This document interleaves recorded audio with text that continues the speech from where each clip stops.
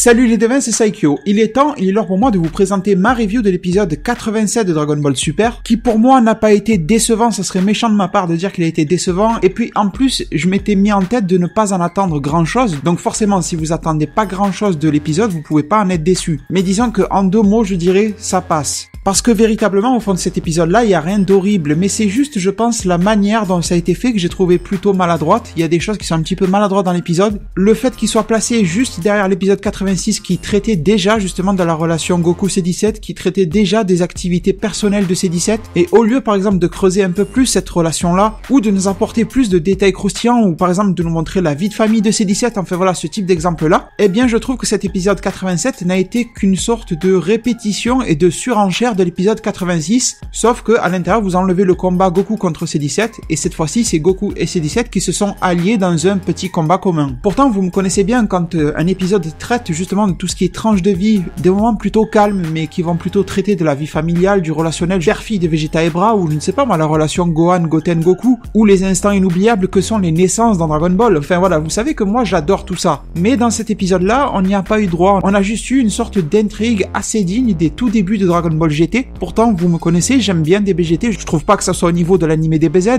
mais c'est quand même quelque chose que j'ai beaucoup apprécié, surtout dans sa deuxième partie, bien sûr. Et malheureusement, cet épisode 87 de DBS est plutôt inspiré de la première partie de Dragon Ball GT, dans laquelle ils allaient voyager à travers l'espace, à travers l'univers, et y découvrir toutes sortes de types de races loufoques et des ennemis un peu bidons, il faut le dire. Dans DBGT, jusqu'à ce qu'on en arrive à des ennemis comme Super C17 ou Baby qui possède Vegeta, etc. Avant ça, on n'avait pas grand chose de cool, et ça y ressemble énormément cette fois-ci, avec Goku en début d'épisode qui essaye justement de convaincre, encore une fois, il insiste, il fait le forceur pour faire en sorte que C17 rejoigne son équipe au fameux tournoi du pouvoir qui n'est plus à présenter pour nous, et il semblerait cette fois que le petit point faible de C17 soit en fait les Dragon Ball, ou les Super Dragon Ball, en tout cas le fait de pouvoir se faire réaliser un vœu. Et dès que Goku a parlé de ça à C17, j'ai trouvé que son caractère était devenu très proche de celui de C18 quand vous lui parlez d'argent. Directement, on a vu l'air de visage de C17 qui a changé, qui lui a dit « Ah, attends, là tu m'intéresses, là ça devient intéressant, là ta proposition est nettement mieux. » Et au final, on est passé d'un C17 qui, en épisode 86, avait l'air de dire, bah écoute, si c'est le destin de mourir comme ça, bah laissons-nous faire, presque, c'était un peu ça. Et d'un coup, pour réaliser un vœu personnel qui nous sera dévoilé en fin d'épisode, qui en plus, ne tient pas trop la route, mais on va en reparler ensuite, au final, C17 se révèle être comme tout le monde, c'est juste que Goku ne l'avait pas touché encore avec les bons arguments, c'était tout en fait, c'est pas juste C17 qui est au-dessus moralement, mentalement des autres. Et pendant que cette discussion s'écoule, on voit alors les braconniers galactiques qui nous avaient été déjà révélés au travers de nouveaux spoilers, et d'ailleurs, restez bien connectés sur la chaîne parce que de gros spoilers concernant les épisodes 88 à 92 arrivent sur la chaîne. Ce sont 2 vidéos PLT que j'avais commencé à préparer mais que j'ai pas eu le temps de finaliser, c'est pour ça qu'elles sont traînées sur la chaîne, mais ça arrive. Et donc même le Minotaur se fait absorber par ce vaisseau qui vient d'arriver, un peu vous voyez à la Independence Day, etc.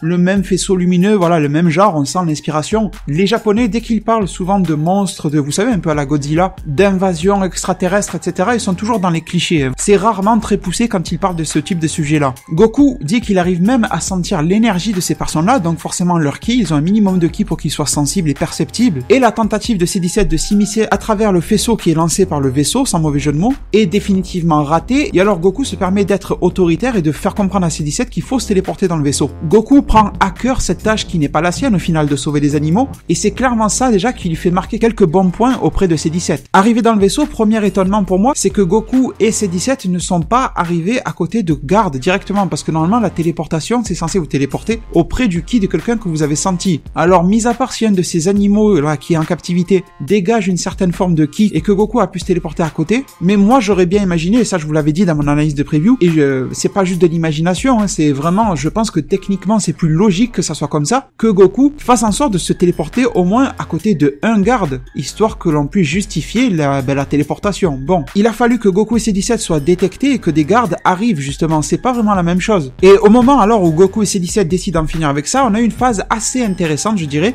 de petite action légère dans laquelle Goku a utilisé ce qu'on appelle le Kiai, la fameuse onde de choc, qui n'est pas du tout le seul à pouvoir utiliser dans Dragon Ball, d'autres personnages en sont largement capables, mais je trouve que c'est très classe quand un ennemi se fait repousser simplement par une vague d'air comme ça, une poussée, une pression, cette onde de choc qui va renverser l'ennemi, je trouve ça à chaque fois très beau en termes de mise en scène, et bizarrement la scène est entrecoupée justement de Krillin qui s'amuse avec sa petite fille marron, qui était une scène très courte et cool à voir, Et on nous fait comprendre d'une manière un petit peu mal amenée, je trouve. Laissez-moi savoir ce que vous en pensez, de savoir si ça vous a marqué un petit peu ou pas. Mais de voir que Krillin d'un coup se rend compte que le ki de Goku s'éloigne, alors qu'on a déjà eu pas mal d'autres épisodes dans lesquels le ki de Goku s'éloignait et personne n'a rien senti. Donc bon, au bout d'un moment c'est bizarre, surtout que Goku ne fait pas une grosse émanation de ki. Et puis Krillin il est concentré sur sa scène de vie avec Marron. Il est pas forcément non plus en train de voir si ses amis vont bien 24 heures sur 24. C'est pas comme si Goku était passé en SCJ ou SCJ2 et qu'il s'était éloigné de la Terre. Bon, je chipote un peu, mais voilà, j'ai trouvé ça un petit peu maladroit. Tout ça pour nous amener au final à ce que C18 fasse sa réflexion, c'était ça le but de la scène, et qu'elle nous fasse comprendre que les deux personnages Goku et C17, ils ont des phases dans lesquelles ils sont un petit peu enfantins, et elle n'espère que ça n'ira pas trop loin, et justement c'est ce qui s'est passé ensuite. Mais il ne faut pas oublier aussi que C18, surtout dans l'arc Cell, dans l'arc Cyborg, a été elle aussi très enfantine, et qu'elle l'est encore parfois dans Dragon Ball Super, même si elle s'est assagie, femme au foyer, etc., mère de famille, mais elle l'est aussi. Donc ce trait de caractère, elle le partage aussi avec C17, son frère jumeau, et Goku d'une autre manière, mais ils le partagent tous les trois. Et bon, justement, ce caractère joueur de Goku et de C17 à la fois se confirme, parce que les deux se chamaillent, on va dire, histoire de pouvoir aller voir le chef, et Goku veut aller voir le plus fort, tandis que lui, C17, il veut juste régler l'affaire le plus vite possible. Je pense pas qu'il ait joué un petit peu comme ça avec Goku, histoire d'aller voir le plus fort se battre avec lui. L'objectif de C17, c'est de régler la chose lui-même, parce que certainement qu'il a plus confiance en lui-même qu'en Goku. Enfin, on a très bien vu que déjà au début, il a alerté, il lui a dit attention, ne casse pas le vaisseau, sinon les animaux vont mourir, etc. Donc je pense que C17 voulait gérer l'affaire lui-même, parce qu'en plus c'est lui, le défenseur de ces bêtes-là, c'est pas Goku. Et on en vient alors à la fameuse rencontre de C17 et du chef de ces braconniers galactiques, qui est en train de jubiler tout seul parce qu'il a réussi à capturer le fameux Minotaur, qui bon, pour moi, je vous l'ai déjà dit sur la chaîne, n'est pas vraiment un Minotaur parce que ça ne ressemble pas à ce qu'est normalement un Minotaur, mais bon, passons. Et au final, on est vraiment dans l'archétype du boss qui ne sert pas à grand chose, qui ne va pas vraiment causer de gros problèmes à C17 ni à Goku, donc les héros, qui fait appel à deux gardes, et j'ai beaucoup aimé le système de leurs épées. Ça me rappelle un truc, je sais pas si c'est un jeu vidéo dans lequel il y avait ce genre d'épée ou des vieux dessins animés. Bon, je sais plus. En tout cas, ils étaient plutôt sympas, mais ils se sont fait éliminer en 2-2 par C17, ce qui est plutôt logique et compréhensible. Ce qui a eu le don d'énerver au maximum le chef de ces braconniers galactiques, qui a misérablement tenté d'attaquer C17, mais C17 l'a directement maîtrisé aussi, ce qui est encore une fois normal, tout ça pour nous mener sur l'arrivée de Goku, avec C17 qui a fait comprendre à Goku justement laisse-moi gérer l'affaire, qui a posé son bras et sa main devant Goku, il lui a dit laisse-moi, c'est à moi de gérer ça. Et j'ai trouvé cette forme-là d'action de C17 plutôt honorable et plutôt cool justement pour le prochain tournoi du pouvoir. On sent que C17 va vraiment assumer ses responsabilités, étant donné que l'on sait tous maintenant qu'il va faire partie de ce tournoi-là. Et bon, ensuite, après avoir poussé ce fameux chef des braconniers à entrer dans ses derniers retranchements, si je peux dire ça comme ça, il nous sort un fameux boîtier qui, je pense, est un petit clin d'œil au fameux boîtier du Dr Gero pouvant désactiver, etc., les fameux humains artificiels qu'il avait créés. Et ensuite, on est rentré dans une phase de gag plutôt intéressante, plutôt drôle, dans laquelle, au final, c'était Beerus qui avait rêvé que le vaisseau était en train d'exploser, alors que nous, spectateurs, on croyait que le leader des braconniers galactiques avait vraiment appuyé sur le bouton. Mais si vous rematez la scène, vous verrez qu'au moment où tout explose, il y a comme un filtre qui a été placé pour assombrir un petit peu, ternir l'image, et en plus, je vous mets quelques images à l'écran. Si vous regardez par exemple ces plans sur le boîtier sur Goku, le vaisseau qui explose et tout ça, on voit qu'il y a une sorte de filtre vraiment qui baisse la luminosité, enfin quelque chose comme ça, qui ternit les couleurs, pour donner justement cet aspect cauchemardesque. D'ailleurs, au passage, Beerus aura fait un rêve super précis, parce qu'il aura vraiment rêvé de la situation exacte dans laquelle Goku se trouve, sauf que bon, il l'a amplifié avec l'explosion.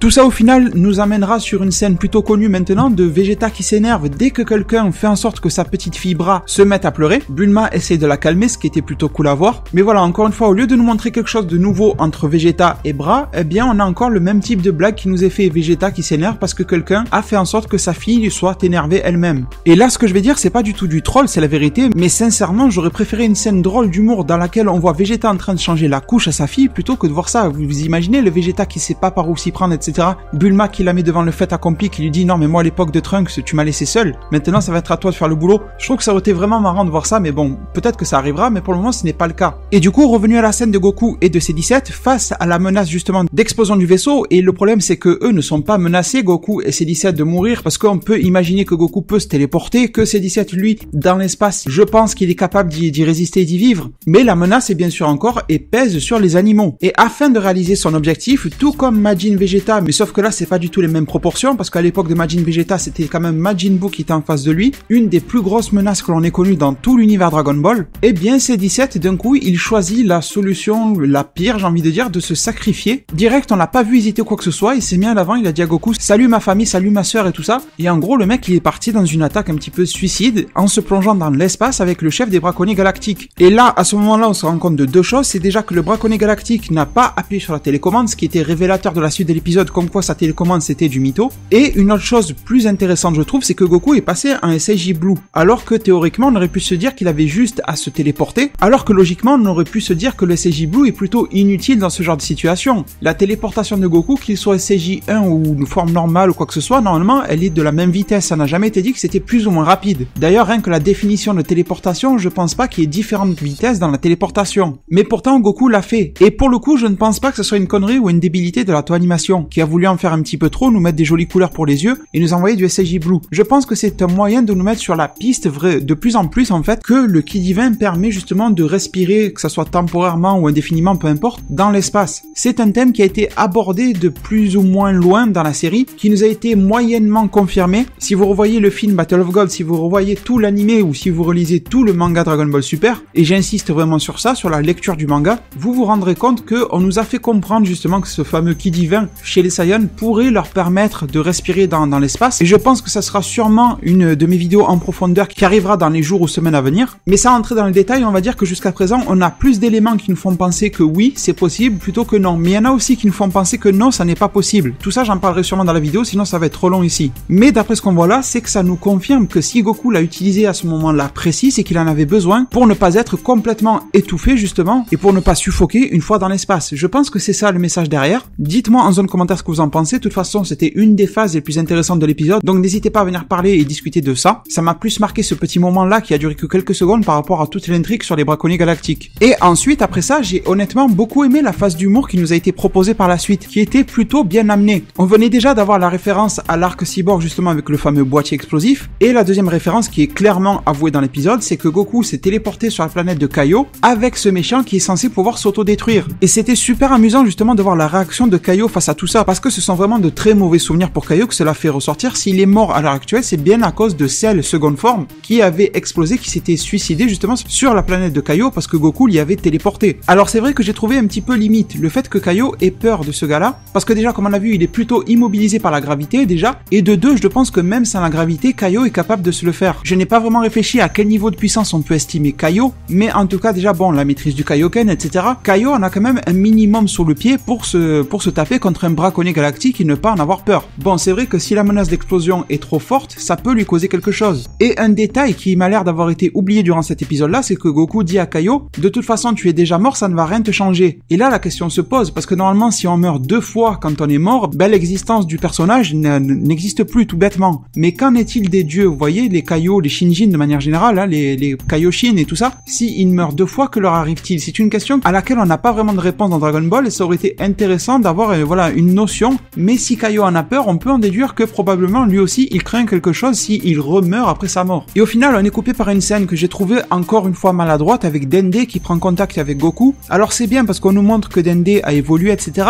mais de là à nous dire que Dende est au courant que la télécommande est au final qu'un gag et c'est bidon et ça fait juste sortir des feux d'artifice, tout comme le Kamehameha de Gogeta Super Saiyajin 4 dans Dragon Ball GT, bah honnêtement j'ai trouvé que c'était un petit peu poussé. Alors ok les pouvoirs de dieu etc, sachant que bon le dieu de la terre c'est loin des pouvoirs d'un Kaio, déjà c'est très loin, donc je sais que c'était pour nous montrer que Dende a grandi, et voilà il est plus conscient des choses et tout, mais ce type de pouvoir m'étonne énormément de sa part, et encore quand la animation fait des siennes, je me répète, mais c'est pas forcément bon. C'est pour ça que même si le manga papier a ses maladresses aussi, dans l'ensemble je reste quand même beaucoup plus attaché à ce format là qu'à celui de l'animé. Bon au final, après que les serpentins d'anniversaire soient sortis du nez de cette espèce de tortue grenouille, la chef des braconniers galactiques, il nous arrive maintenant un membre des patrouilleurs galactiques qui est Jaco, qui est là pour prendre tous les mérites pendant que les animaux sont libérés de ce vaisseau qui fera un peu office d'arche de Noé Dragon Ballesque. Avec la libération du Minotaure, on a vu passer aussi une licorne, chose qui était très étrange, suivie d'un chameau. Bon, le délire est un petit peu bizarre, mais on va dire d'accord. Petite question aussi, c'est je me demande où est-ce que les animaux de l'espace vont être mis. Est-ce qu'ils seront gardés dans cette zone de C17, ou est-ce que Jaco va les redispatcher selon leur planète? Ça n'a pas été dit, alors que pourtant le but principal de ça, c'était le sauvetage des animaux. Voilà encore pourquoi je parlais de maladresse au sein de l'épisode. Alors bien sûr, je ne critique pas le message de fond, et ça si vous avez vu ma review de l'épisode 86, d'ailleurs vous avez été très nombreux à l'avoir, du coup je vous en remercie énormément. Il y a eu un gros engouement autour de cette vidéo review, je ne saurais pas vous dire pourquoi. Peut-être grâce au combat de Goku contre C17. Bon, en tout cas, merci énormément à vous pour ça, mais je vous disais clairement que pour moi, le message qui est donné à la jeunesse est bon. Le fait de protéger les animaux, etc., tout ça c'est bien. Mais c'est juste que, comme j'ai dit en tout début de review, cet épisode-là ne fait qu'office de répétition de l'épisode 86, avec un petit peu de surenchère, c'est tout. Malheureusement, la valeur ajoutée n'est pas là. Et pour conclusion, c'est que C17,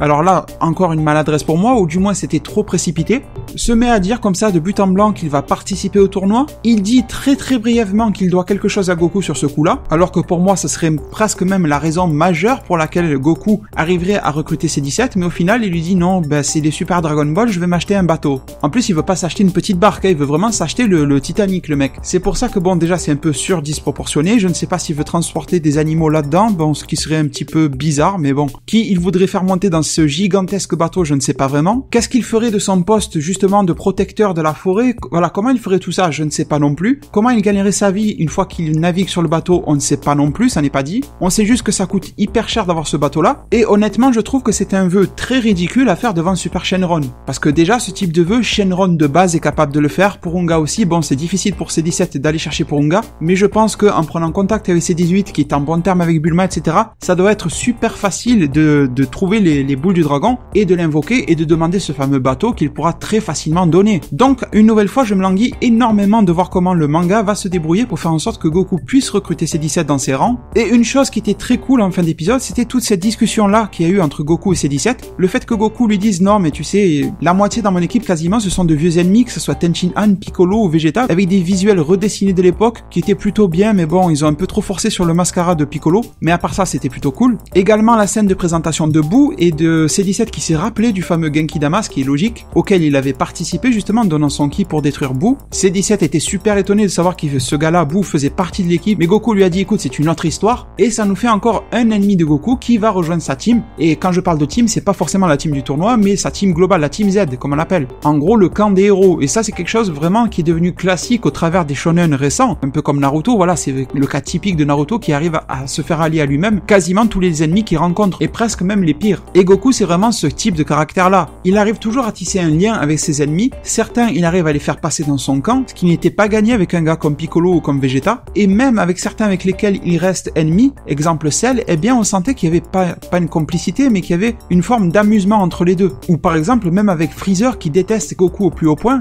eh bien la rivalité s'est instaurée. Et au final, l'épisode nous laisse sur ça, avec un plan plutôt joli justement de Goku et C17 qui regarde un peu tous ces animaux-là, on se croirait dans Jurassic Park avec tous les monstres qui sortent de l'eau et tout ça, avec un espèce de sosie du monstre du Loch Ness à gauche, et un plan ensuite un petit peu fondu bizarre sur le visage de C17, et encore la fameuse arène. Maintenant c'est coutume de nous montrer cette arène-là en construction en fin d'épisode, en nous disant que maintenant il ne reste plus que 23h20 avant le début du tournoi, donc en gros une journée dans laquelle eh bien Goku va se débrouiller pour faire en sorte que Gohan soit entraîné, et ça on va en parler au travers de mes prochaines vidéos, il y aura plusieurs vidéos sur ça qui vont arriver, et bien sûr on se parlera ensemble de cette fameuse preview d'épisode 88, et bien sûr Goku va avoir encore beaucoup de travail avec Kame Sennin, avec Tenchin Han, etc. On en a aussi déjà parlé dans une de mes vidéos spoilers, comme quoi il va se passer quelques petits trucs plutôt intéressants je l'espère, autour de Tenchin Han par exemple et de son recrutement. Bon, écoutez les deux, vous avez compris que je ne vais pas vraiment avoir envie de revoir cet épisode de sitôt, et que cet épisode-là ne me marquera vraiment pas, même s'il n'était pas nul, mais bon, il n'était pas marquant en tout cas. En tout cas, je vous le redis, c'est un petit mal pour un grand bien. C'est juste pour dire que voilà, c'est un épisode parmi tant d'autres. Cet épisode-là est en dessous des autres, c'est une certitude, mais en même temps, quel plaisir, je le redis, d'avoir du Dragon Ball en 2016, 2017 et sûrement plus tard encore. Et je ne pourrais être que reconnaissant, malgré toutes les erreurs qu'on pointe du doigt, etc. Peu importe, je ne pourrais être que reconnaissant envers Toriyama et même la Toonimation pour tout ce qui est fait. Parce que dans l'ensemble, le travail qui nous est fourni est quand même plutôt très bon. Et je parle de Dragon Ball Super dans son ensemble. Sûrement pas à la hauteur de Dragon Ball ou Dragon Ball Z à l'époque en termes de scénario, d'ennemis, tout ça. Pas forcément. Mais en tout cas, les émotions sont là. Et moi qui ai connu cette série étant enfant, très jeune, j'ai commencé à l'âge de 5 ans. Et bien maintenant, adulte, je suis super content de pouvoir voir ça, de le vivre en même temps que chaque semaine j'attends un épisode. Et je suis pas juste en train de mater des vieux épisodes, voilà, pour remémorer le passé. C'est vraiment quelque chose que j'aurais espéré, que je n'aurais jamais imaginé que ça pourrait se passer. Et pourtant, ça se passe. Donc maintenant que cela est dit, les devins, je vais vous remercier énormément de m'avoir écouté et suivi durant cette vidéo-là. Et je vais vous laisser sur ces mots. Prenez soin de votre futur. Le meilleur moyen d'y arriver, c'est de vous abonner à ma chaîne, de la partager, la liker et la commenter un maximum de fois pour que notre communauté puisse se développer le plus possible sur YouTube. Merci beaucoup et à plus pour de prochains arts divinatoires.